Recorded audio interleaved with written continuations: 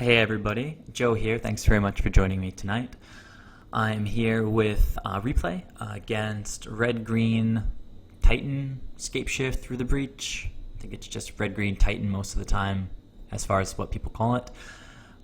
It is a very difficult matchup for Merfolk. I happen to have spent a lot of time testing it. One of my good friends likes the deck quite a lot, and so we've tested Merfolk against Red-Green Titan quite a lot, and so I tend to know what cards to prioritize and what cards to take out. Looking at the opening hands, we see the opponent has three mountains and a Valakut. Anger of the Gods against an unknown opponent. This is of questionable value in the opening hands. And Search for Tomorrow is great if you have green mana. If you don't, it's not great.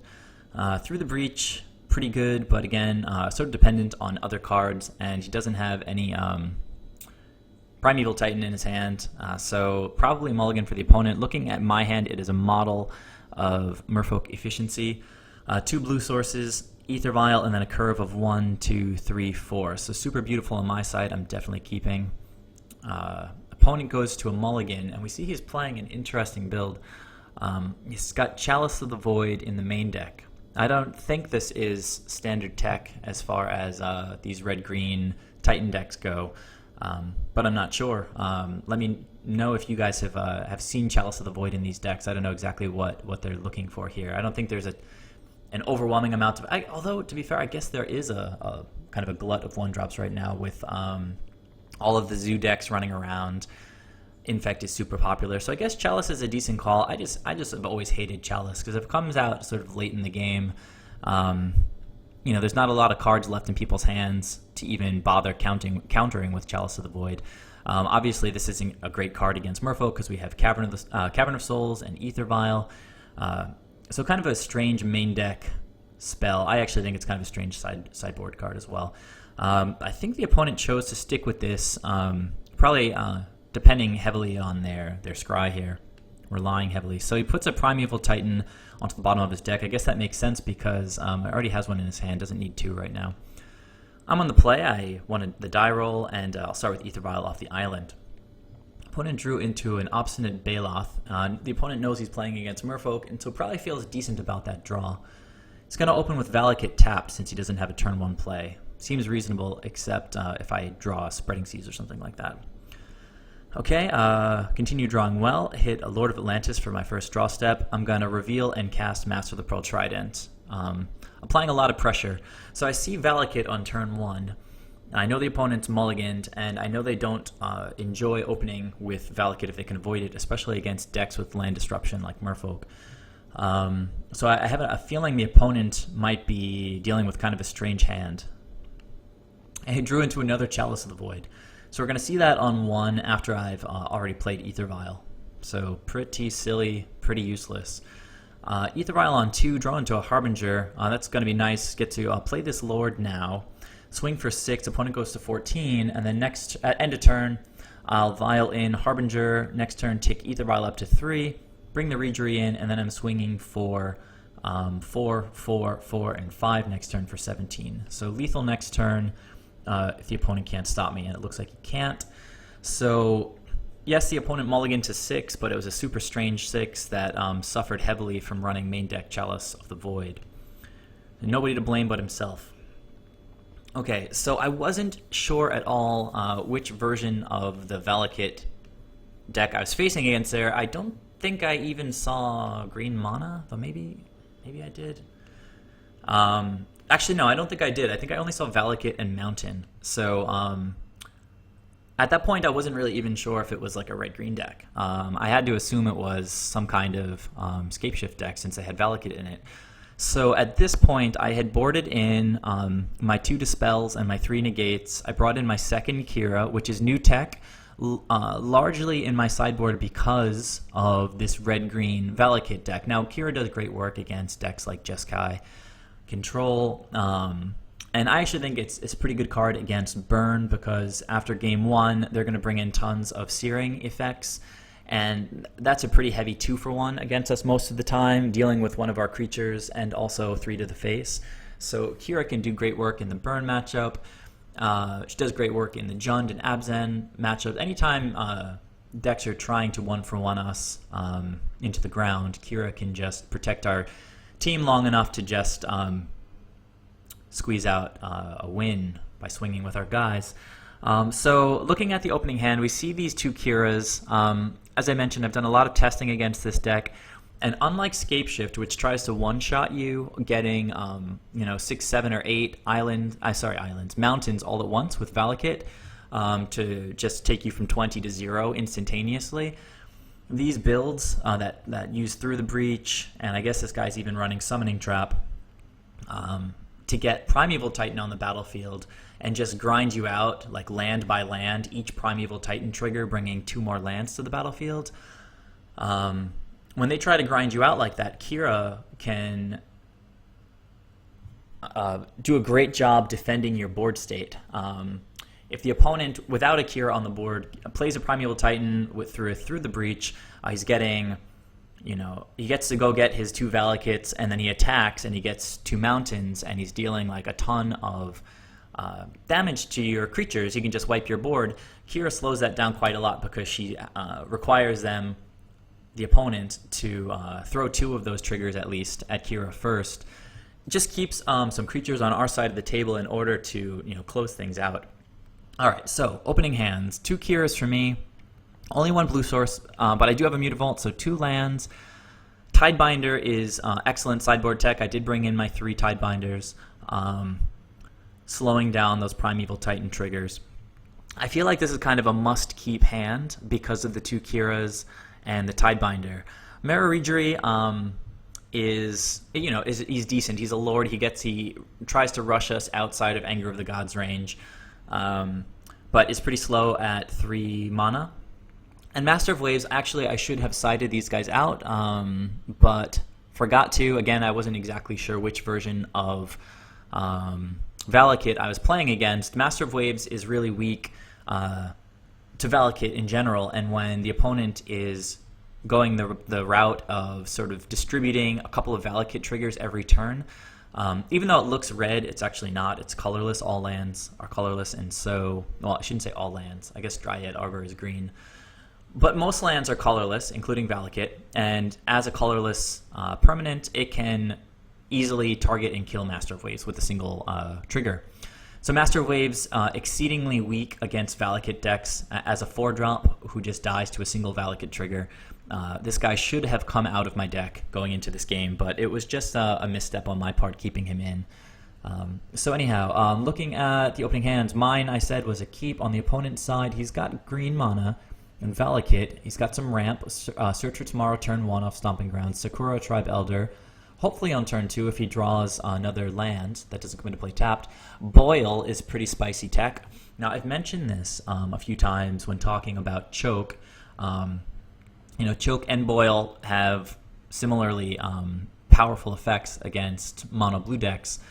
But I play a ton of non-basic blue sources specifically to get around annoying cards like this.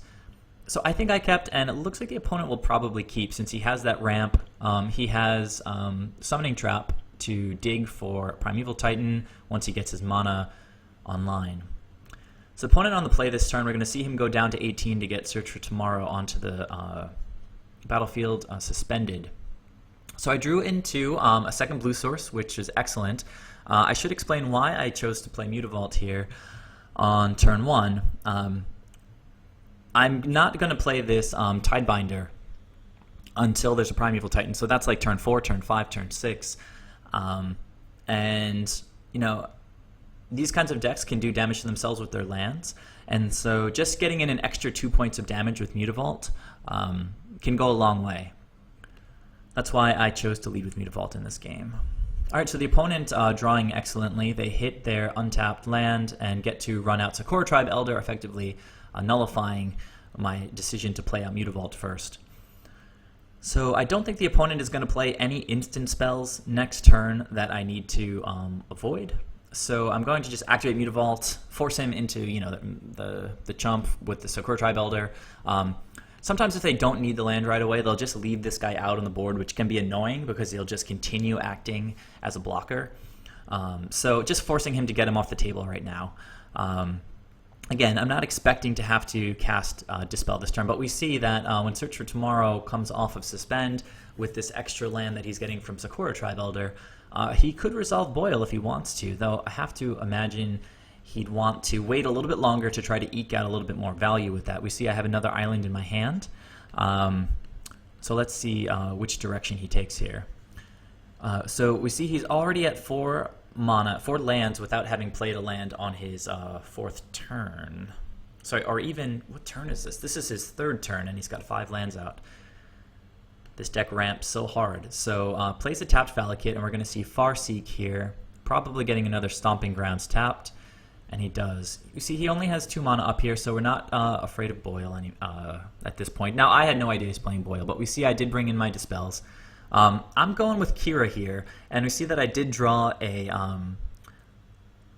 non-island blue source. So I choose to play that over the island because obviously playing green, he could easily be playing Choke and Boil, I guess. So still just 1 island. The opponent might hold off on the Boil a little bit longer, especially since now he has mana to go for Summoning Trap. So Summoning Trap is an instant, and Through the Breach is an instant. Both of those excellent targets as 6-drop and 5-drop to hit with Dispel. Great value off of our 1-drop Counterspell. Now I chose to get the Kira out first because he does have a Valakut on the board and 5 mountains, and if I play out any Merfolk, I want them to have some protection. Now the opponent just passed. I think he's going to wait for me to play my land and go for Boil. But now that I've got Kira out, I'm going to start playing a little bit more carefully, trying to leave mana up. Now at this point, I wasn't thinking about Boil at all. And if you had asked me in the dark, I haven't seen Boil in quite a while, I would have probably said it's a sorcery. It seems a little bit overpowered as an instant. So I drew a Mutavault for the turn. And if we look at the cards that I have available, again, Master Waves is pretty weak against Valakut. If he plays a Primeval Titan next turn, he can just throw both. He can throw 2 triggers at the Master of Waves and just take care of him right away if he wants to. But then again, I'm also not going to be casting Master Waves because I want to try to leave up some mana for Dispel. The opponent sees a 2nd island, and he has to feel pretty happy about leaving this Boil up. I'm attacking with Kira here, and for some reason he says in response, I guess he doesn't want to get me to my 2nd main phase. Wants to take care of these islands now in combat, which is actually pretty smart. So he plays Boil, and I am all too happy to dispel that. The opponent says, okay, takes 2 damage, goes from 18 down to 16. And I now, without any counterspell backup, am going to play out Reejerey to open up some of his tapping and untapping potential. Looks like the opponent drew another Boil. Pretty powerful stuff. So interesting to think about, what I might do in his position against this board state. He could have played Sakura Tribe Elder and left up mana for Boil, but at this point he sees that I'm playing some counter magic, so he might actually, if he wanted to cast this now, he would just do it now, I think, to play around any counter spells. But I don't think I saw a 2nd Boil. I think we're going to see him tap out for Summoning Trap. He gets to look at the top 7 cards of his library. And I think we're going to get to see what he saw. Search for Tomorrow, Combust, Mountain, Arid Mesa, and back to nature. That's 1, 2, 3, 4, 5, 6. And so Summoning Trap actually says, look at the top 7 cards of your library. You may put a creature card from among them onto the battlefield. Put the rest on your library, on the bottom of your library in any order. Now he's looking at the top 7, but then 1, 2, 3, 4, 5. I'm only seeing 6 cards going to the bottom. Very strange. Maybe he left a card on the top of the deck. That's a little bit sneaky if that's actually what happened. Let's double check. Looking at the top 7, and we see 1, 2, 3, 4, 5, 6. Yeah, I'm not exactly sure what's going on here. He might be cheating, but I don't really like going to that conclusion too quickly. So the opponent's sitting comfortably at 16. We see he has another Boil in hand. Through the Breach if he draws into a Primeval Titan or something like an Emrakul. I've got another Mutavault to commit to the board. Just drew a Lord. As I mentioned, Master of Waves a little bit weak to the Valakut on the table. So let's see. Play the Mutavault, and so casting a Reejerey, untapping an island. Casting Lord of Atlantis, untapping one of my blue sources. I think I'm going to activate a Mutavault and leave the 2 blue up, potentially representing a. I think. Let's see how this goes. I can't remember exactly what I did, and I don't want to put words in my mouth. Yeah. So swing with the Mutavault. This is 9 now. 4, 3, and 2. The opponent's going to go from 16 down to 7. Feeling decent about this board state. I've got the 2 Mutavaults to keep pushing damage. Spreading Seas might just seal the deal, taking him off of Valakut. Tidebinder can keep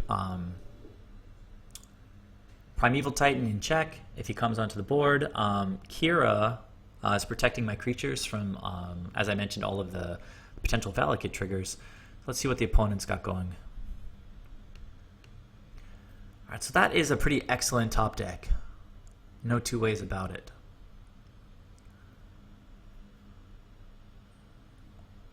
So thinking a moment. Alright, so he drew the Anger of the Gods off the top of the deck. We would have certainly been swinging for the win next turn, unless he drew something pretty magical. So those guys go away, but we still got these 2 Mutavaults. Opponent has 3 lands left, and can get a Sakura Tribe Elder out on blocking duty. That's pretty solid. So I draw into a Spreading Seas, which is excellent for Valakut.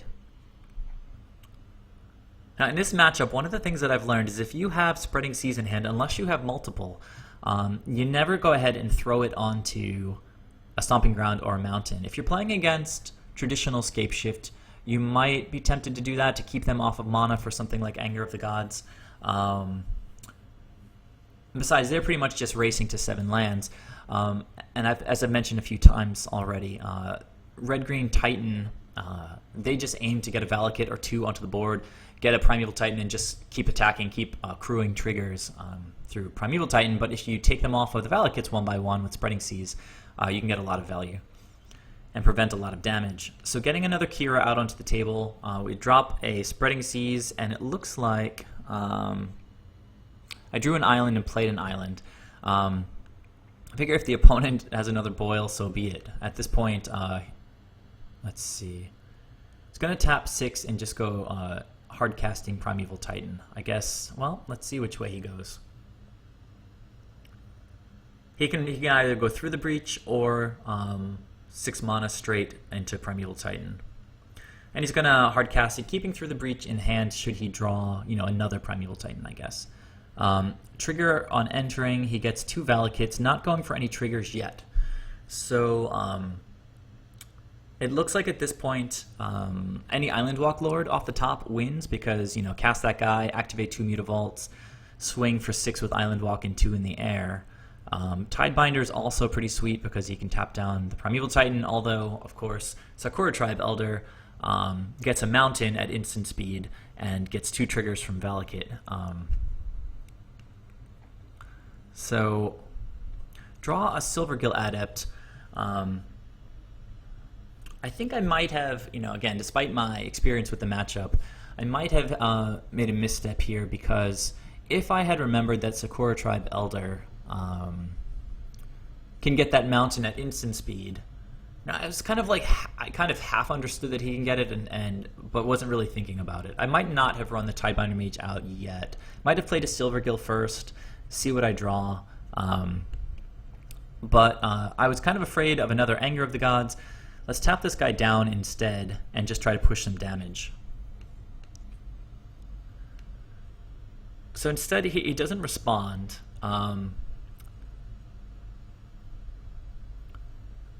So at this point, I activate the 2 Mutavaults, and I'm just trying to push as much damage as possible. If he doesn't block, I can't understand why he wouldn't block, though. Maybe he thinks I have Island Walk. He'd block and then take 4, go down to 3. And I'm just very close with the Mutavaults to just closing it out next turn. Again, if I draw an Island Walk Lord, it's just smooth sailing. Looks like the opponent just took 6, strangely, and end step is going to sack the Sakura Tribe Elder, getting a mountain, and 2 triggers are going to get thrown right at the Tidebinder. Primeval Titan's going to get to untap, and pretty sensationally, the opponent drew Emrakul with Through the Breach in hand. So that will pretty much do it for me. If I hadn't attacked with Kira, I would have had a blocker up for Emrakul. I would have lost all 6 of my lands, though, and I would have lost Kira to a block. Then I would have just died to the Primeval Titan. So pushing damage, I guess, was correct. At any rate, always fun losing to Emrakul. So there you have it. Smart call by the opponent, hard casting the Primeval Titan rather than burning his Through the Breach. So a very sad loss in Game 2. The opponent had 2 amazing top decks with Anger of the Gods, right on time, and then Emrakul, even more right on time. So I kept even before my opponent drew his 7. This is another brilliant Merfolk hand. We've got Dispel into Silvergill, into Lord, into Merrow Reejerey, into Tidebinder. So really, really good. Unfortunately, we see the opponent has an Anger of the Gods in the hand with access to 2 red mana. We'd love to see a 3rd Lord to get our opponents up to 4/4s, but he's got Combust to take one of them down and put them back into range of Anger of the Gods. So the opponent certainly got his removal lined up this game. We see a ramp piece here and then 4 lands. So both decks definitely have good hands to start this game.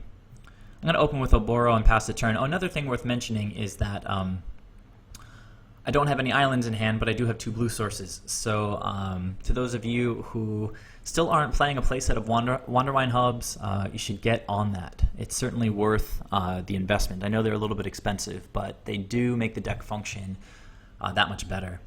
See, the opponent drew an Ancient Grudge for the turn. Kind of a strange choice, I would think. I guess the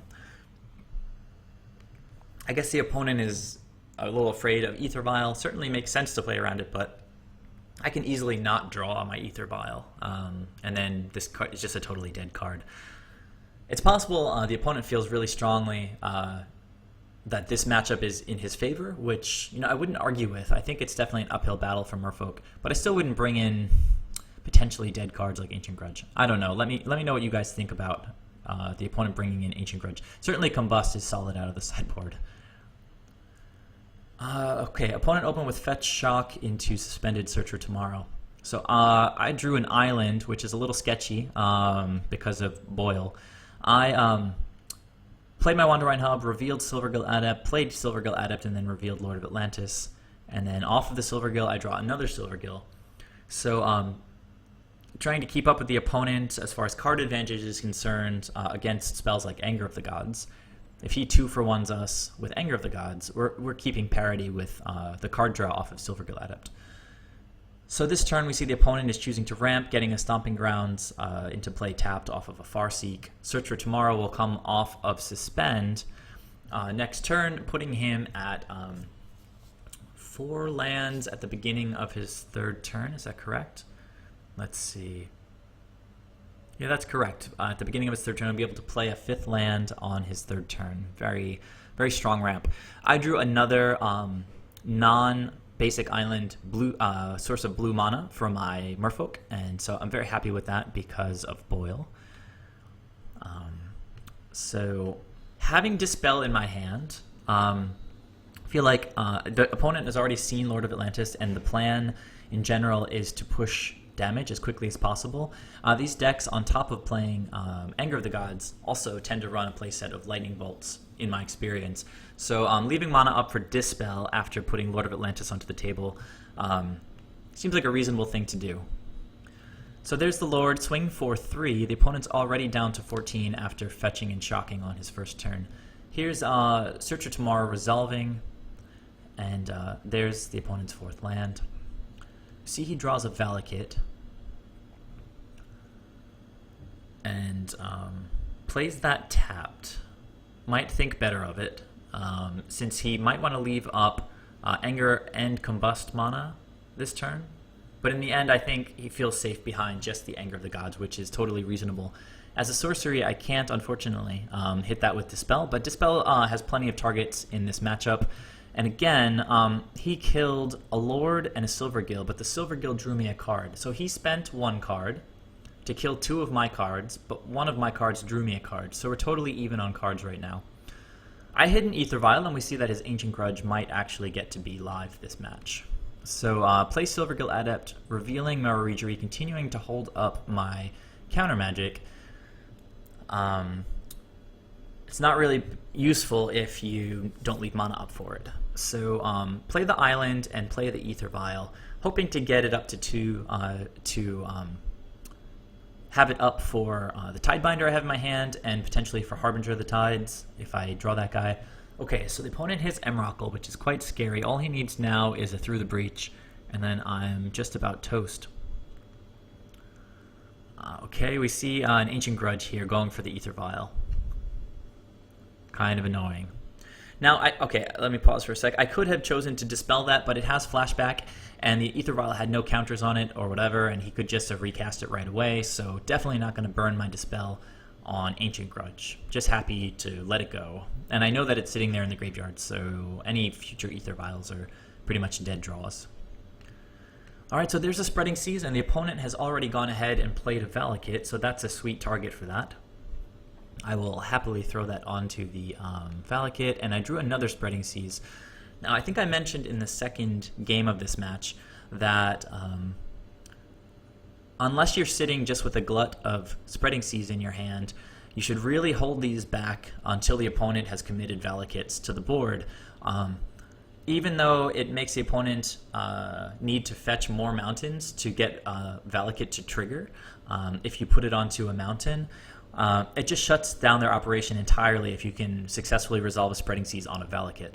So having drawn this, I think my decision here was to continue just leaving mana up for Dispel.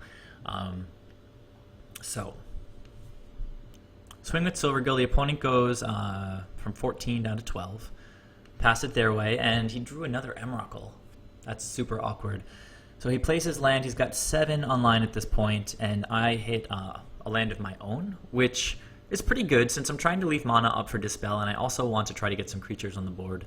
But easy does it, I guess, in general. I do have counter magic, so I feel pretty comfortable. I do have a Tidebinder, so if he just hard casts a Primeval Titan, I'm going to be able to tap that guy down. Kira would be nice, but I don't currently have her, so instead I'm going to play out a Reejerey and leave up Dispel mana again. Another option would have been to play Master of the Pearl Trident and Spreading Seas, leaving up 1 land for Dispel, but my train of thought just goes back to keeping Spreading Seas in hand as long as possible in order to take the opponent off of Valakuts. It's totally possible that it would have been a stronger line here to use my mana a tiny bit more efficiently, play out the Island Walk Lord and a Spreading Seas this turn, draw an extra card off the Spreading Seas, and have a sort of more robust plan moving forward with the extra card in hand. Taking the opponent off a mountain would slow down the Valakut triggers, so in retrospect, in hindsight, I think I may have done better here to play the Island Walk Lord and a Spreading Seas, leaving up a single blue for Dispel. As it played out, I'm not sure it made a huge difference, but we're going to see this combust from the opponent. Nothing I can do about that, so don't even think about it. Don't want to necessarily represent that I have counter magic unless I am really going to potentially cast it. So the opponent hits it through the breach, which is exactly what he's looking for. And that's getting dispelled. No doubt about it. So Dispel pulling its weight, 1-drop taking care of a 5-drop, and now it might be time to start applying some pressure. However, Harbinger, pretty interesting draw here because with 5 lands, I could play this guy at instant speed. So if he threw the breaches, we know he's got something right in his hand because through the breach represents that you have a powerful creature in your hand. So if he's got Merfolk or Primeval Titan, we can bounce him at instant speed with Harbinger. So that seems like a pretty strong play. Also, if the opponent for example, draws a Primeval Titan off the top of the deck, I can play a Harbinger at instant speed and at the end of his turn, and then play my Island Walk Lord and swing for more damage. So let's see how things play out here. I think I'm going to just crack in with the Silvergill for a couple points, get the opponent down to 8, and then hold the Harbinger up just in case the opponent gets anything going. Okay, so we see he does, in fact, draw a Primeval Titan, and without another Through the Breach, he's going to have to just pay the mana for this guy. We see he only has 4 mountains right now. This Valakut is just an island. So he's not going to get any triggers going right now. He's probably going to get the 2 Valakuts. And so we see the value in keeping Spreading Seas in hand here. So again, end of turn, since I have the Tidebinder, just getting the Harbinger as a body on the table to attack with... to attack just for more damage on my turn, I think is a good call here. So here is end step. The opponent is potentially representing Lightning Bolt, but in the replay we can see he doesn't have it. I hit a second Tidebinder Mage, which is nice security, I suppose. So I'm going to start with Tidebinder. Let's lock this guy up. Even if he does have a Bolt for Tidebinder, we're going to lock this guy down and get him for some damage this turn. However, even playing a Master of the Pearl Trident here, I'd only be swinging for 6, which is still a 2-turn clock. So I think it's going to be better to drop a Spreading Seas onto the Valakut just to slow him down that much more. So swing in for 4, and then second main, I think I'm going to deploy that Spreading Seas. Let's get it on the Valakut. And draw into an Aether Vial. He's got 1 green up for... Ancient Grudge, and I've got 1 mana up for Aether Vial. So whether it's correct or not, maybe I should have represented Dispel with that blue mana, but the opponent is totally up against the wall, and even if I had mana up representing Dispel, he would totally have to at least try if he draws it Through the Breach. So I think on my end step he's going to flashback the Ancient Grudge. So there that is, and at this point, let's think about what kind of outs he could have. He had 2 cards in hand. They've been sitting there for a long time, so I don't really know what they are. I guess this is a lesson, if the opponent is sitting on cards in this deck, it's probably something like Emrakul, right? Because if it was anything else, he would have been casting it, I think, earlier. After playing Spreading Seas, the opponent has 1 Valakut. Now, a lot of these decks I've learned actually only play 3 Valakuts, just because they're pretty poor to draw, because they come into play tapped. Though I suppose many also play 4. If he happens to draw, say, or manage to cast a Primeval Titan, maybe he has another one in his hand. So 1, 2, 3, 4, 5, 6. He's got only 4 mountains still, and so with this Valakut, he could get 2 more mountains, and I guess he would get 1 trigger from this Valakut and maybe kill the Tidebinder. He'd have a Primeval Titan on the board. I could follow up with Master of the Pearl Trident and just attack with Island Walk. So at the end of that turn, I guess the opponent could draw exactly Anger of the Gods, and that would hit me pretty hard. It would exile these 3 guys. I could follow up, of course, with Master of the Pearl Trident and Tidebinder Mage, still continuing to keep his Primeval Titan locked down, and then push for the kill the following turn. So even through Anger of the Gods, I'm looking pretty good in this spot. Let's see what the opponent's top deck is here. Well, so he drew Boil, and so, it's a very, very strong card, but we see the value of playing these non-island blue sources, and you also see the downside of narrow sideboard cards like this. If this had been something a little bit more flexible, like another Combust, I guess he could have taken me down off of Tidebinder, but he still loses to the 4 points of damage over here. We also see the clunkiness of running multiple Emrakuls in the same deck. So anyhow, basically due to the opponent's poor keep on his mulligan to 6 in game 1, we were able to just totally swarm him and take game 1, I think, by like turn 3. Game 2 was really close, but unfortunately he was able to top deck really magically 2 times in a row and squeeze out a win. But this game we managed to get there on the back of a solid performance by 2 Spreading Seas Tidebinder Mage, Harbinger, doing work at instant speed. Yeah, just all around. Let's see what's in our graveyard. We drew pretty well. The opponent managed to kill 2 Aether Vials, but that's not too worrying, I think. Dispel, I think, hit a Through the Breach, which is amazing. I think he would have had Emrakul this turn. I mean, sorry, this game, if I didn't have that Dispel in hand. So quite a match. Please let me know your thoughts. Let me know what you thought about any of the plays that I thought might have been questionable. What do you think about decks that run Boil? Have you been seeing it around? I personally haven't very much at all. Let me know what your experience is against red-green Titan, and if you have any cool tips or tricks that you can share with the rest of us, that would be very helpful since it is a very difficult matchup.